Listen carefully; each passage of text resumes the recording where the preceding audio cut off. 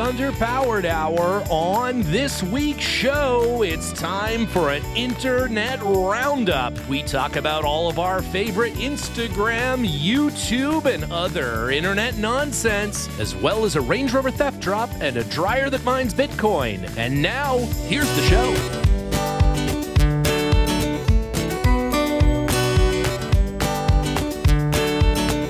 Welcome to the Underpowered Hour. I'm Steve Barris, mild-mannered television executive by day and Land Rover collector by night. You can find out more about our cars and what we're working on at thebarriscollection.com or follow us on Instagram at thebarriscollection. I'm joined, as always, by my good friend, Ike Goss. Thank you to everyone joining us today. I'm the underseat tool compartment to Steven's 67-way power seat.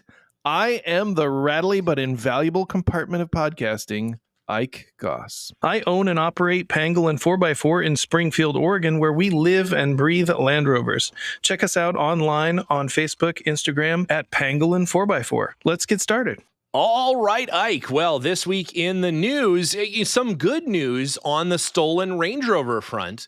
Apparently, the Range Rover theft ring has actually started to decline. Apparently, Range Rover theft is down by up to 20%, and JLR is attributing this to their £10 million pledge to reduce Range Rover theft by, I don't know, I guess like making them, more techno savvy, like upgrading the technology or something, I guess. Yeah, it's quite the arms race between car thieves and car manufacturers, right? And I feel like the thieves are winning in a lot of cases. Winning. They're hacking those things. They're duplicating RFID. Are you familiar with the flipper? Have you seen that little device? Well, no, what is that? No, what's a flipper? It's like a handheld device that can emulate RFID signals and that sort of thing. Mm-hmm. And you can program it and it can learn those things. And you can like buy it on Amazon for like $10. Oh, Jesus. It's pretty inexpensive. Yeah. It's pretty incredible. So people are like going into department stores and they're like taking over the loudspeaker, and they're like, the more and more devices that we have online, the easier it is for no good nicks to take over. So the other article that I read recently was a guy who had one of those smart washer dryers. Oh yeah. It like keeps track of the humidity in your dryer so that you can like bump it. You can give it another 20 minutes or whatever without going in the garage and like feeling the clothes and, turning it back on. You can say, it's still damp. I'm just going to push a button here on my phone. Yeah. Well, anyway, he had this on his local area network, and then he was looking at the statistics, and he realized that the device on his local area network that was using the most memory was like 500 gigabytes a day was the dryer. And it had been enslaved to like mine Bitcoin by some guy in Singapore or something. So I don't know. It's pretty crazy. These. So here's another question, a follow-up question to that. The pledge. What does that mean? Does that mean they pledge $10 million they're going to develop more technology, or is that just like a wager? I'm going to bet you $10 million that theft's going to go down. I don't know. That's a great question. I mean, I would like to think that they're going to try to develop some technology. And I also think like it's not necessarily developing technology for the new cars. I think it would have to be retroactive stuff, because I think the cars that are being most heavily targeted are older cars. They're not necessarily the brand new ones, because those ones I think do have a little bit safer sort of stuff. It's the couple years older ones that are really vulnerable. Yeah, a couple years old, but not like 10 years old, right? No, I don't think the 10-year-old ones I think are okay. It's like that. I think it's like the 2015 to like 2018, those things are like the easiest cars in the world to steal or something. I think you just have to you get your guy with the laptop to steal them, and it's bad. Now, I also think that number may have gone down because every Range Rover has already been stolen. I think that they've already been stolen. They're just gone. Yeah. So that number is naturally going down, like now. It used to be like back when I was a kid, thieves would take a key, and apparently the tolerance on the door locks and ignition locks were not very good. So they would take just a key blank and kind of shave it down. Sure. And they could. And I think it was Hondas that were popular at that time to steal because of this flaw that they had. They were exploiting this flaw in the manufacturing process. Yeah. And then most famously, the bicycle U-lock that could be defeated with a big pen, a ballpoint pen. Yeah. Yeah. They had this like kryptonite lock or whatever. I don't remember the brand, but so it would be some, unobtainium master super lock. Yeah. It was. Yeah. It was. It was like a $200 U-lock that you could put on bicycles, and thieves figured out that they could defeat this with like a ballpoint pen, and that's all you needed. And so like all these super high-end bikes went missing all at the same time. But now you don't even have to do that. You can just push some buttons if you have the right buttons and open the door, start the car. It's all connected. Yeah. It's pretty amazing. And I just saw a video online of this happening. So if you get on the old the old Google tube and you Google Land Rover news, the first result, at least today, is a Land Rover Discovery 5. I think it's a 5, right? Being stolen in Memphis, Tennessee in literal seconds. Like it happened so fast. It's crazy. It was. Like, the video is pretty impressive. It takes me longer to start my series Land Rover with the key than it does for these guys to steal this Discovery 5, which is supposedly, got a lot of anti-theft features. That is a brand new car. I mean, that's a later car that's supposed to be hard to steal. No, if I have locked the door, which I almost never do, but if I have locked the door in one of my series cars, I can't even unlock the door in that amount of time. Forget about starting it. I mean, just getting the key in and getting the lock cylinder to turn, like there's no way, I can't even get into it in that amount of time. It's really impressive. Those guys are, well practiced. Yeah, well practiced. Yeah. Yeah. And it's unfortunate because I do think that was the only Discovery 5 they sold this year.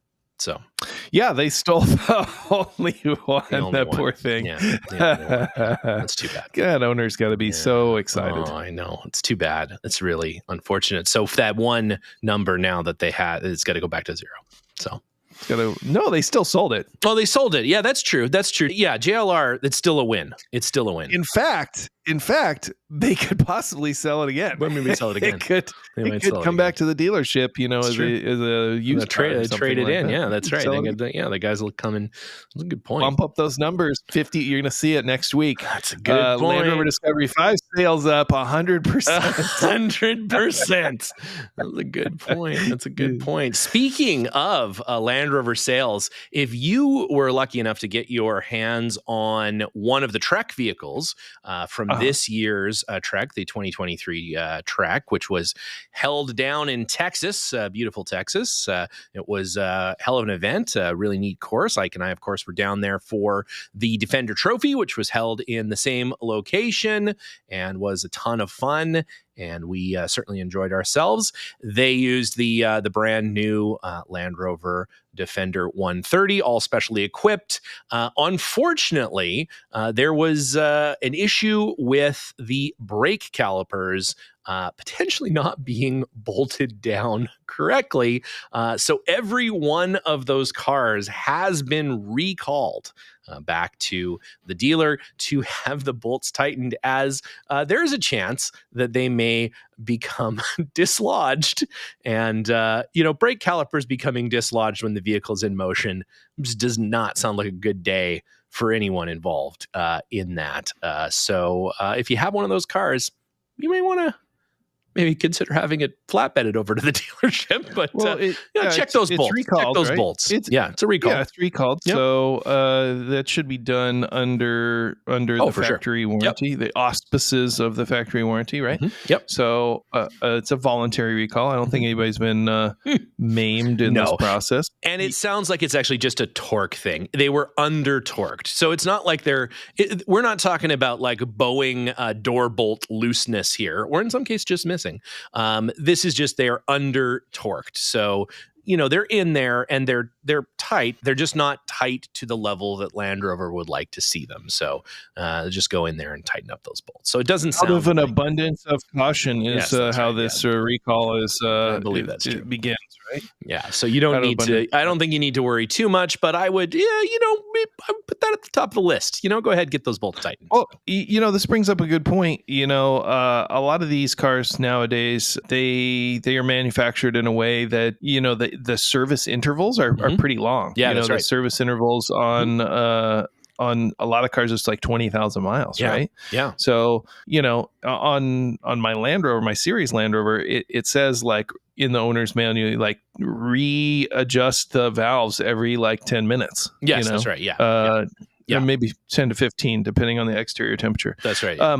So something like a caliper bolt that sees a lot of thermal cycling, like it gets hot and then cold and hot and cold. Like it's pretty interesting to me that like the service intervals are so long that you don't have to check the torque values on that sort of stuff. I don't know. Must be that material science coming into play. That's true.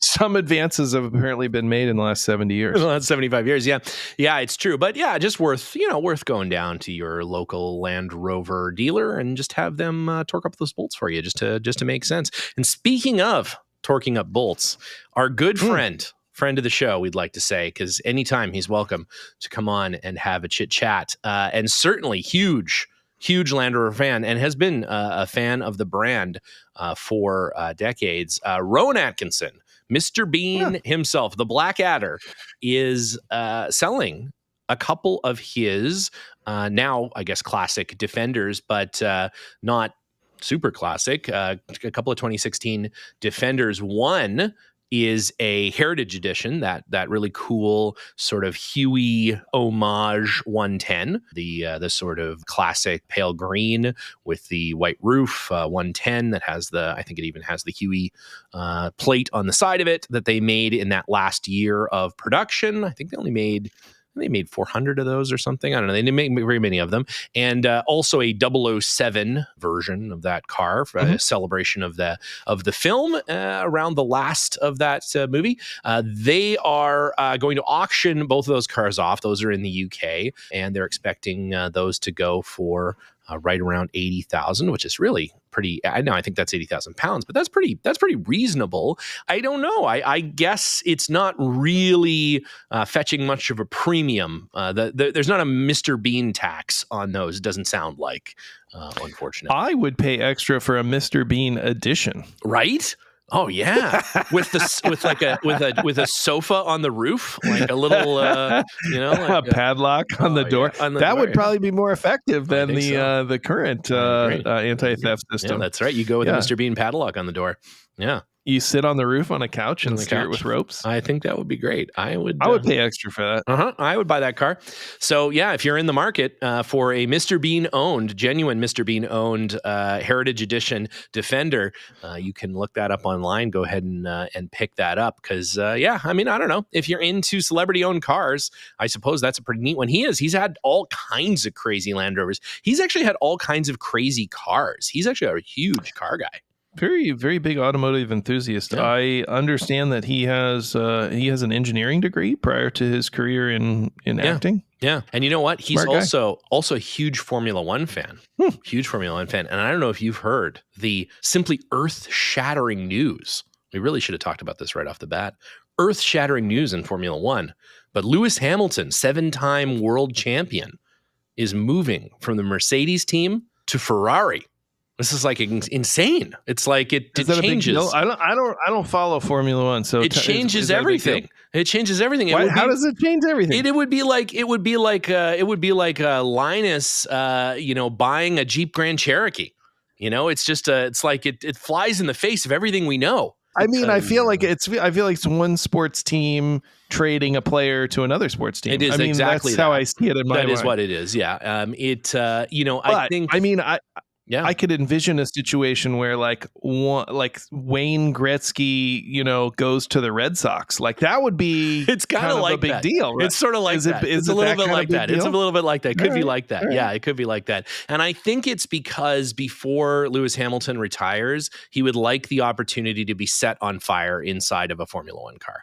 And Ferrari is a guarantee that will happen. So if those cars don't finish the race, it's because they've started on fire. So yeah, looking forward to that. It's going to be a big we'll hope that doesn't happen. Yeah, hopefully he's a nice guy. We don't want him seeing set on fire. But speaking of the internet rumor mill, exactly. My understanding is that we're going to spend a little bit of time here this afternoon talking about some neat stuff that we've seen on the old interweb. That's right. It's time for the Underpowered Hour Internet Roundup. It's been a while. It's been quite a while since we've headed down to the Internet Corral and roped some internet dogies, but it's that time again to talk about the stuff that we're looking at on the internet, the stuff that we're interested in, and so we'll start off with Land Rover Podcasts. The other two over there on the old Center Steer podcast are very good friends, John and the team, Harold and Morgan, and of course, Dixon Kenner, all over there. And we love those guys to death. They've just done 2 shows with Nick Dimbleby, which were great, actually. Like almost 3 hours of Nick Dimbleby content, which is, having known Nick Dimbleby for I don't know how many years, I'm not sure that I've had 3 hours of Nick Dimbleby content, and I've traveled with him for multiple days. So it was a big, great shows that they've done recently. Some updates on Dixon and the floor mats in his 80-inch, which are good, the Freelander floor mats. So that nice to know that those are being well cared for. And I love it. Yeah, that's good stuff. I love it. The Rover Talk boys did a nice recap on their year of stuff they look forward to in the new year, and looking back, sort of a companion episode to the one that we did with them. So yeah, it's all is well in the Rover podcast world. So if you don't listen to the Center Steer podcast or Rover Talk, go out and find them wherever fine podcasts are downloaded, and enjoy those as well. Those guys do a fantastic job on their shows, and we certainly like listening to them. And if you don't, you should. They're great. What's happening over on the old Instagram there, Eichenhold? What are you looking at? What are some accounts you like?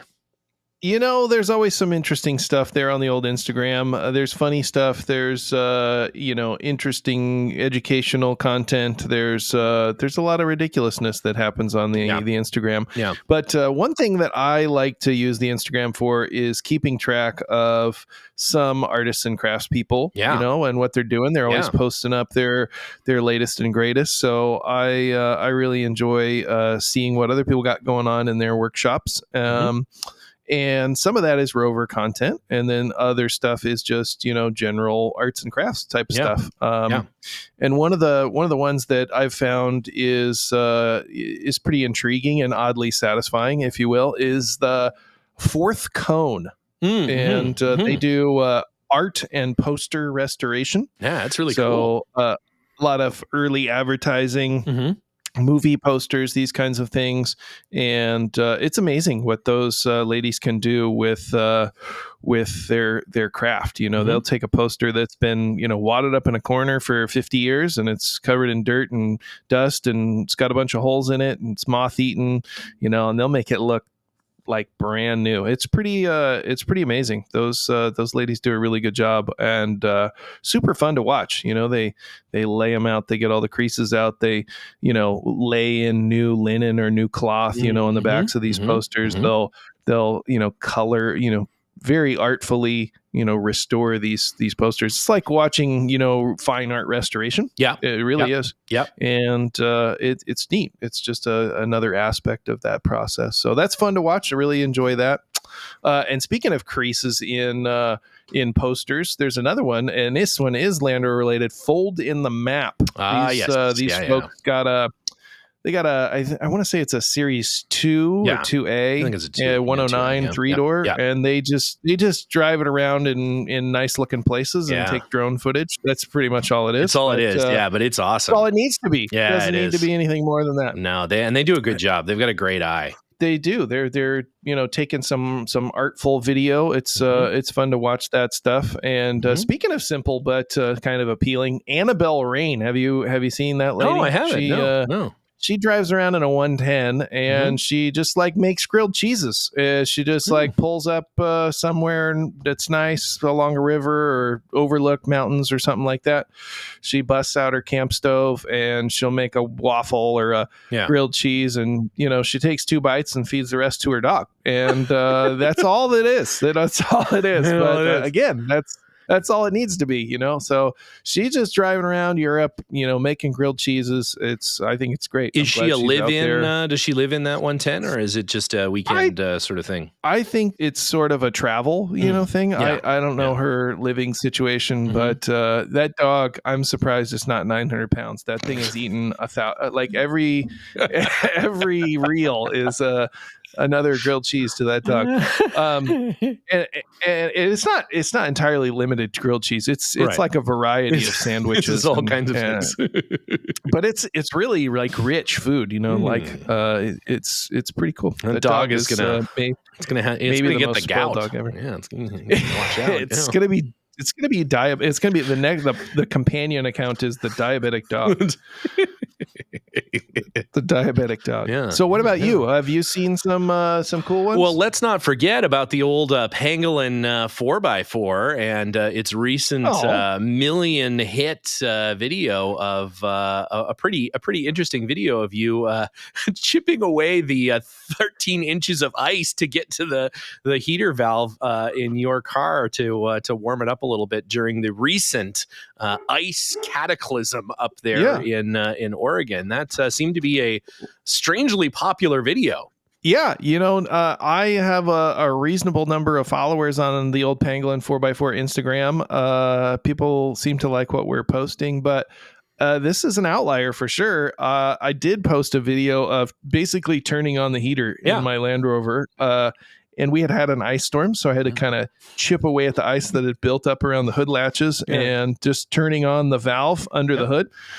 And it got 1 million views. It's pretty wild. I don't know what button I hit, but it has been wildly popular. An itch, man. Yeah. I think it's just a lot of the non-Rover lay people just don't understand why there's like a faucet in the engine of your car. Maybe I think that's it. It seems pretty pedestrian to the seasoned Land Rover owner, but there are a lot of people that have never been around a Land Rover, and it just seems so wildly silly that you would have to do that to turn on your heater. You would never think that's how that works. Yeah, you would never think that that's how that works. So it must be interesting to some people, but it is wildly popular. So I've used that opportunity to post some good stuff on our Instagram and Facebook. So if you get the opportunity, check that out. We got some cool updates to some of our projects, including the Woody Land Rover project, which is really coming along. The coach built car.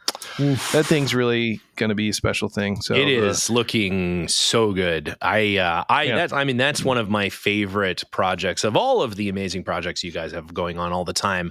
That one is the one I enjoy getting updates on the most, and obviously I get a little forward notice before the internet, and oh man, it's just so cool. I can't wait to go for a ride in that thing. It's it looks so good. It's going to be so cool. I've been looking a lot, as I always do, at our good friend Jack Dabo Down Under and his variety of Trayback cars. I love that. It's funny because I fully take credit for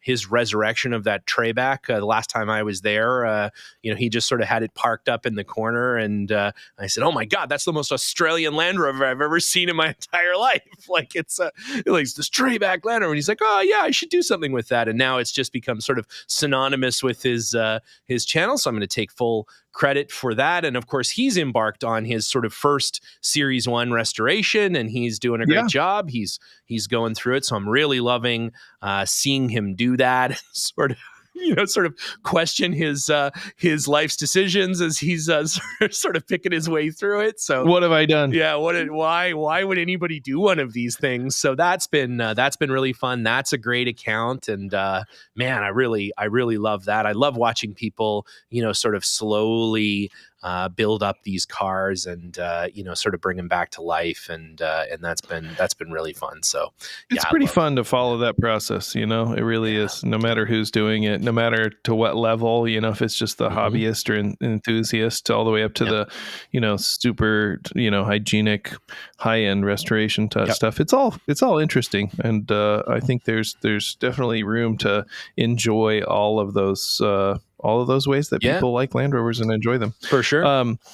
And speaking of odd things that have happened on Instagram recently, I recently saw an account called After the Land Rover Experience. Oh, Are you familiar with this one? Oh, I'm very familiar. That has more followers than really makes sense. It's just a ton of followers. Very popular account.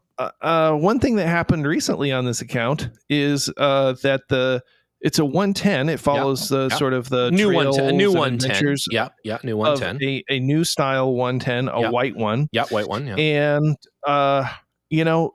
I guess what happened is he's got it outfitted with a lot of gear on it, winches and bumpers and roof racks. Kitted out. Yeah, it has a Seric wheels front bumper, very popular front bumper, really well, really intricately designed front end. Bob Steele has one of those. I mean, they're really cool. They're a neatly designed front end for that car. Really robust. The whole thing, really robust. So what was interesting is this gentleman, he was in an accident recently with this 110, and he posted a video, and unfortunately, it's not for the faint of heart. He hits a small deer. Oh, not a tiny deer, but a small deer. A small deer. Yeah. He hits a tiny deer while driving on the highway. Like a doe, a deer. A doe, a deer, a female deer. Yeah, yeah. I think it might be. So, and apparently, it caused some damage to the car, and I guess it totaled the car. Like he had to give up the car, and insurance paid him for the car. I'm not sure how that happened. He's got a big, bumper on it, and apparently the bumper was bent in the process of hitting the small deer, and that somehow transferred energy into the rest of the car, totaling it. I have no idea why. I have no idea why. That does seem it's an interesting story.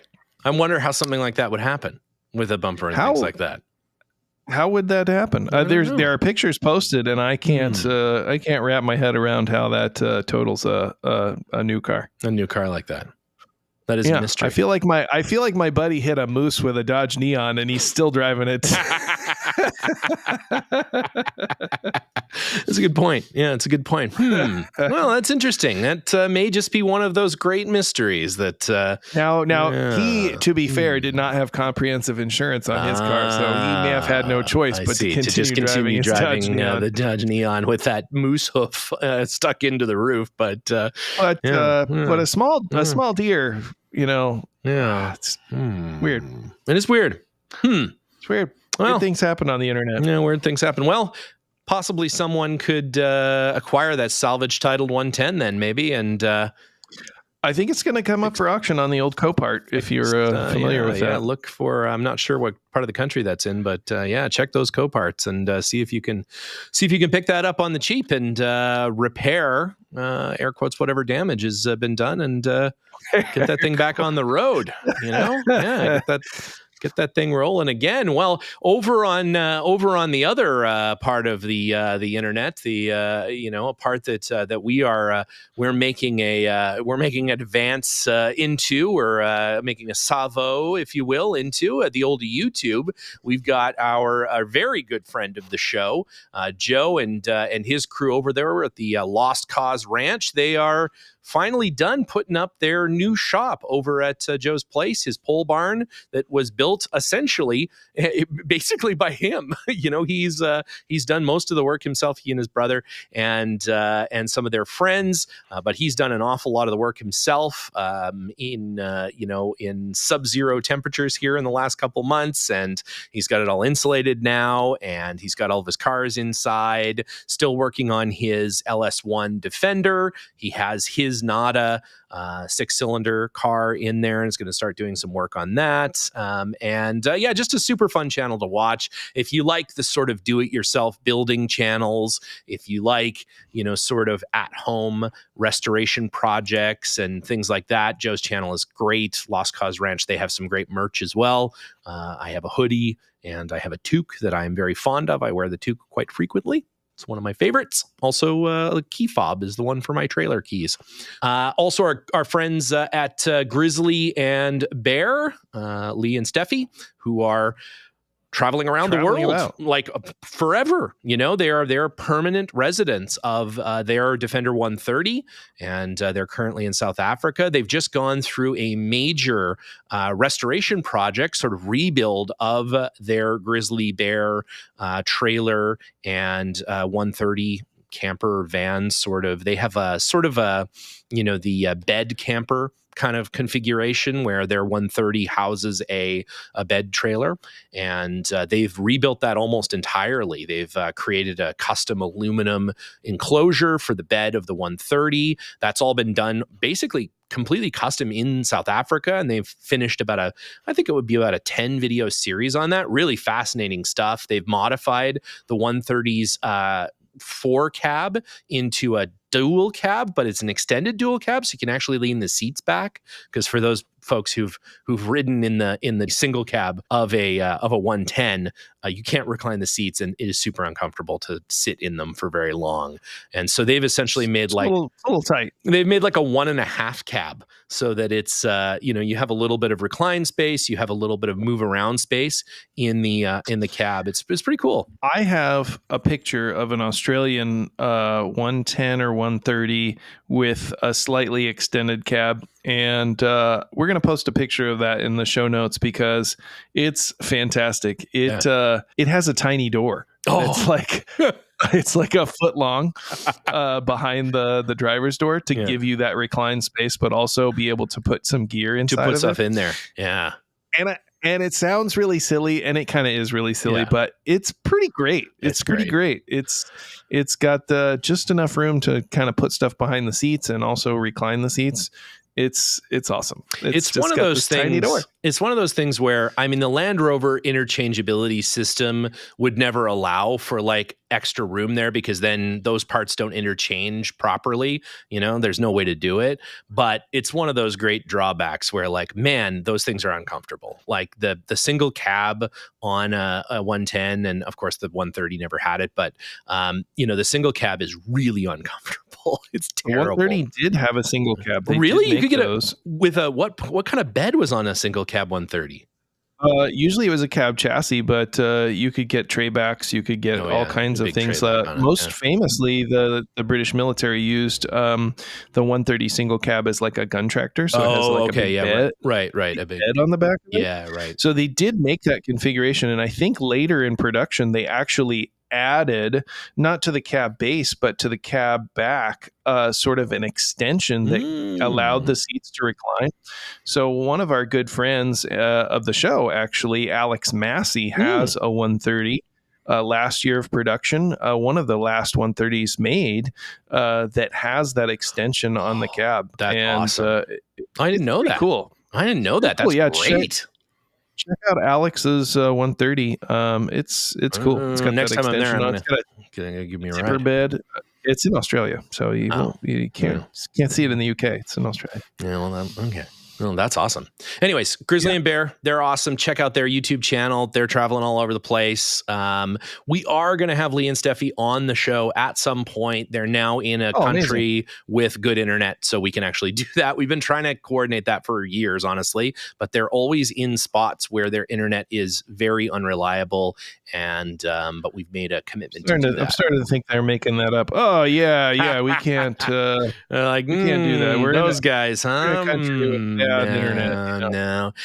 If you haven't checked out Eva Zubek, she is also traveling around the world in a Defender 110 called Odyssey. It has the tip-up style, sort of dormobile like roof, and she lives in there with her dog. She's just on a tour of the United States, and she's now back in Poland and touring around Europe. She's been everywhere. She's been to Afghanistan. She's been to Antarctica. She's been all over the place. She's a very interesting channel. That's pretty cool. Yeah, she's pretty cool. Yeah, that's pretty cool. Our friend Jeffrey Croker, again, who's going to be on the show at some point. He's very hard to nail down because he is a New Zealander. He is very squirrely, but he is now dedicated a channel to just his Land Rover stuff called Croker versus Rover, which I think is appropriate. Yeah, He's restoring a Discovery right now, a two-door Discovery, which is rusted in places that just don't make sense, and he's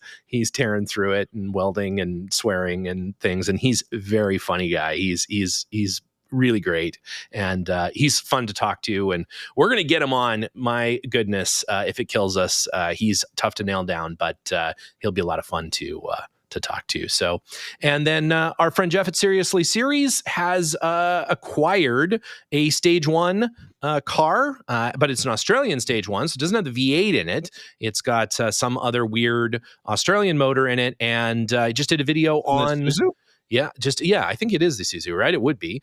And they made the Stage 1 with the Isuzu diesel in Australia. Those are cool cars. Super cool, but it has the same axle, which means it has all the same stupid axle problems that a regular Stage 1 does, and he sort of goes through and talks about how dumb and awful all those things are. So that's great. If you're thinking about buying a Stage 1, definitely worth watching that video, as Jeff does a really good job of sort of talking about all the dumb things that we have to deal with our Stage 1 axles. And of course, our good friends at Design and Development have all those parts that speaking of Stage 1 parts, your new old stock Stage 1 bumper is on the way. Oh, fantastic. That's awesome. Because actually, you have a really nice Stage 1. Your Stage 1 is pretty primo. It's pretty good. It does need front axle work because it has a lot of driver's side parts on both sides, which is not ideal for steering. But I did notice that. It's I believe it's been converted from right-hand drive to left-hand drive no fewer than 3 times. Yeah, I think that's the case. Yeah, it started its life in the Arabian Peninsula market, and then came back to the UK and then maybe went somewhere else and then came back and then it's been stood back and forth a few times, but it's a great car. It's a really great car and it's got the high octane market carburetors and things, so it's a fun car. I really like that car, but we need to do a little bit of steering work, and of course that front axle is a lot of fun. It's the one-off front axle, and now with the forward control, yet another one of those silly one-off V8 Rover projects. So that's what I like. That's what I love. I know you do. I know you do, buddy. I love it so much. Well, and of course, there's all of our YouTube content as well. So head on over there. The Freelander video, it's going up. Are you ready, Ike? Man, you prepared? I am so ready. I'm ready. I'm excited to see it. Let's put this episode to bed. Indeed. Go check out our YouTube channel. Check out our Instagram. Check out all of the social media that's related to the Underpowered Hour. Absolutely. Please and thank you. Indeed. Yeah. And check out all these other great things. There's so much great Rover content on the old interwebs. And with that, we will see you next week. Go out and enjoy your Rovers, either on the internet or even better, out in the actual real world with actual other Rover fanatics. And until then, we're signing off, but we'll see you next week. All right, Steven. See you on the trail.